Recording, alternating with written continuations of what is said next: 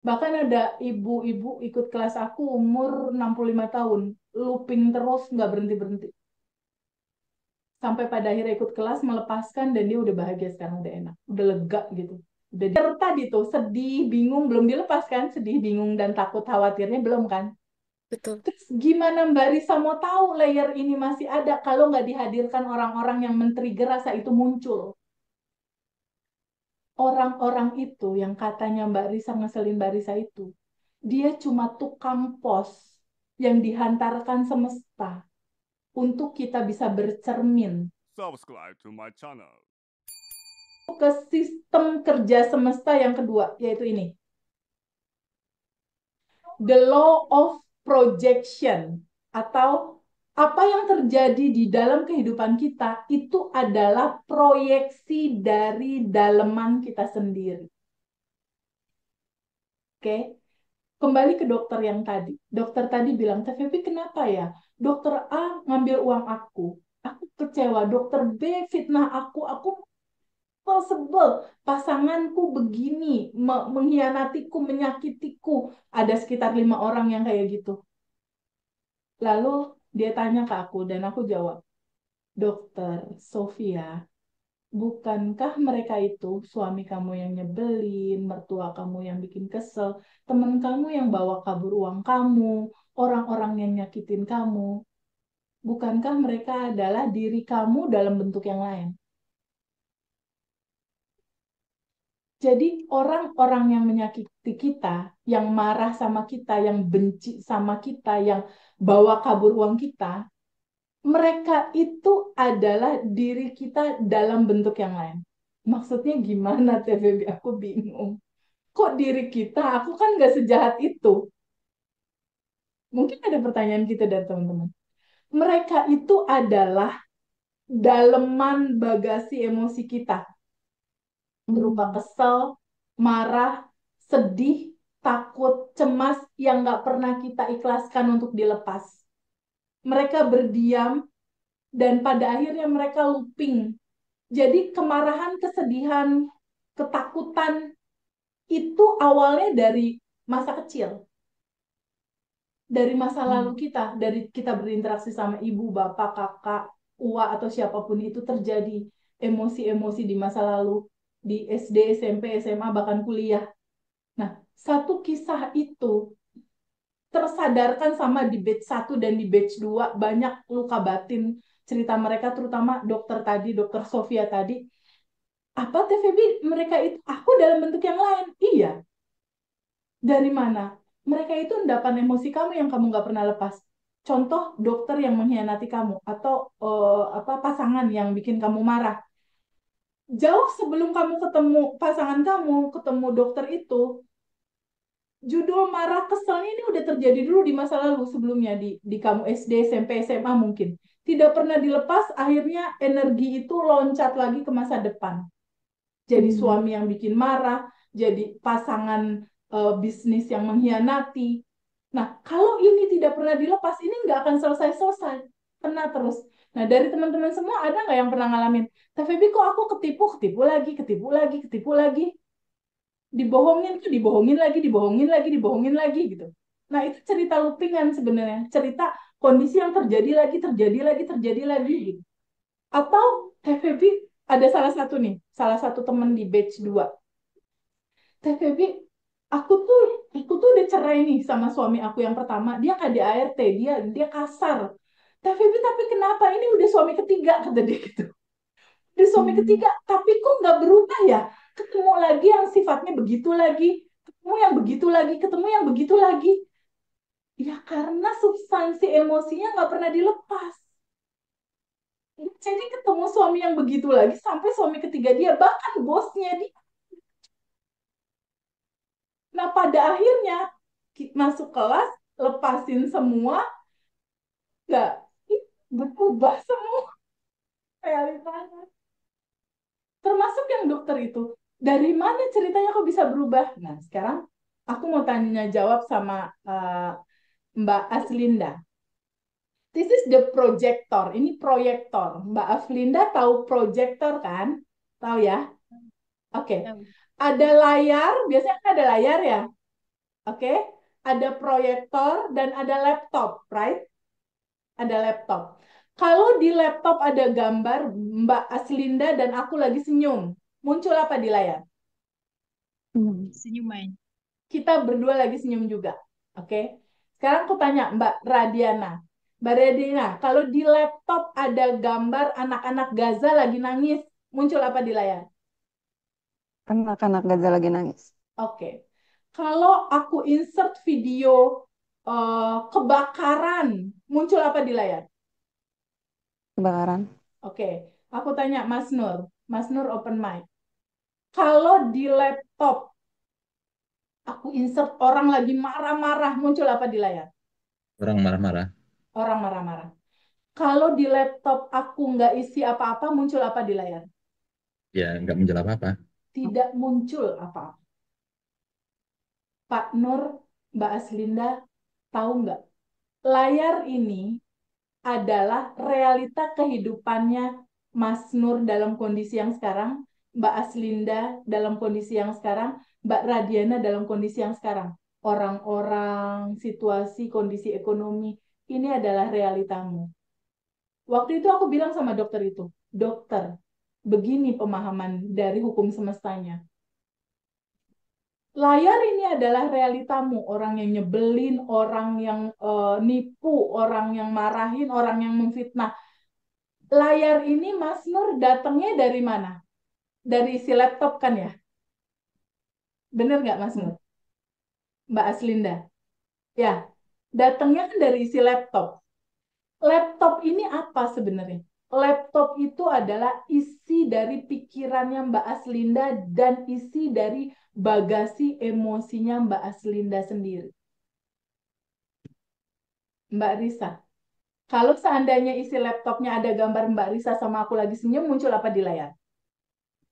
Sama. Sama, Saya dan Mbak Feby Febri lagi senyum. senyum. Oke. Sekarang dalam kehidupan Mbak Lisa ada nggak orang yang belum dimaafin atau bikin kesel? Ada? Ada pasti. Ada. Oke. Mbak Lisa tahu nggak orang-orang yang ngeselin kamu itu, yang bikin kamu marah, itu adalah kamu, endapan emosimu dalam bentuk mereka. Karena mereka itu orang yang bikin kamu kesel, dia itu kan muncul di realita kehidupanmu ya, di layar. Layar ini adalah pantulan dari isi laptop. Benar?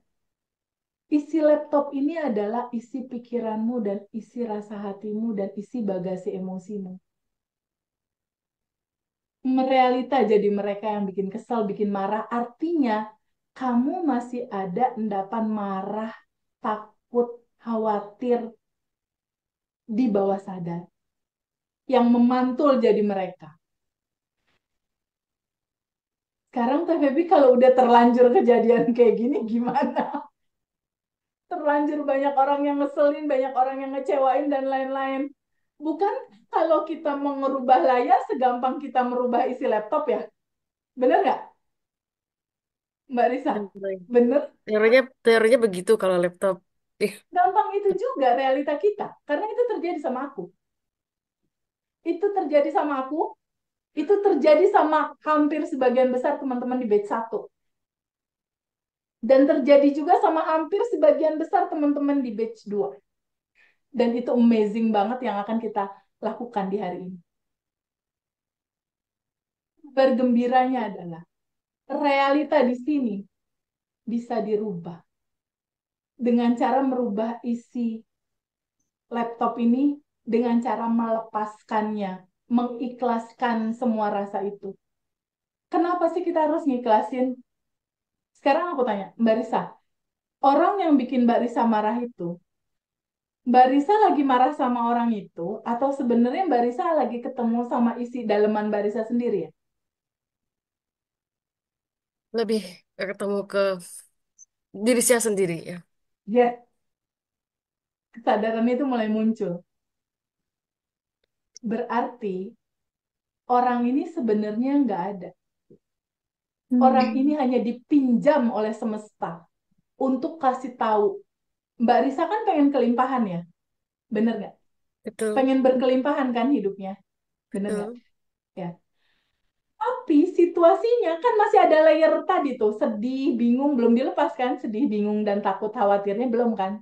betul. Terus gimana Mbak Risa mau tahu layer ini masih ada kalau nggak dihadirkan orang-orang yang men-trigger rasa itu muncul?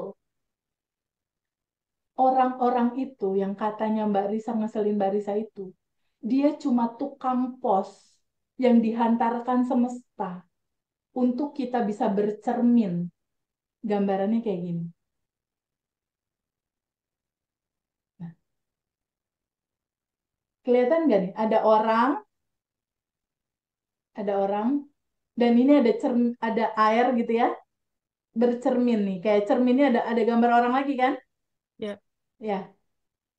Sekarang aku tanya, Mbak Risa, tanpa alat bantu, tanpa kaca, tanpa segala macam, Mbak Risa bisa ngelihat kaki kan? Kaki bisa kelihatan kan? Oh, kelihatan kaki, ya kan? Kelihatan bisa, tangan, ya bisa. kan? Kelihatan telapak tangan, kelihatan jempol. Tapi Mbak Risa bisa nggak ngelihat wajah Mbak Risa sendiri tanpa alat bantu? Tidak, Nggak bisa. Dibutuhkanlah orang lain untuk jadi cermin. Untuk melihat ada emosi apa aja di dalam dirimu. Karena mereka itu yang ngeselin kamu, yang dihadirkan semesta, ini orang ngeselin, ini orang nyebelin, aku nggak bisa maafin dia, dan lain-lain. Itu hanya pantulan dalemanmu sebenarnya, Mbak.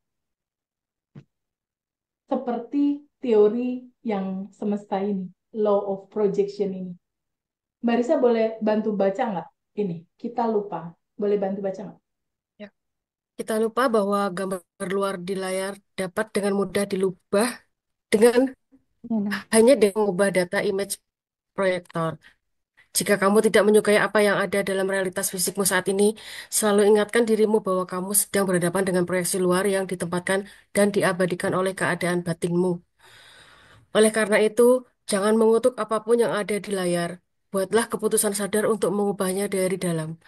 Mulailah dengan mengubah keadaan batinmu saat ini juga. Kembali ke dalam kemudahan dan kedamaian, bebas dari segala khawatiran, pergumulan atau ketegangan. Keadaan eksternalmu akan segera cocok dengan kerangka mental baru yang telah kau buat ini. Iya.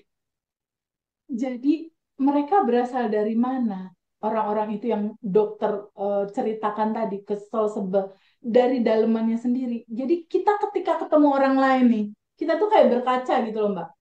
Oh, dalemanku tuh kayak gitu, gitu.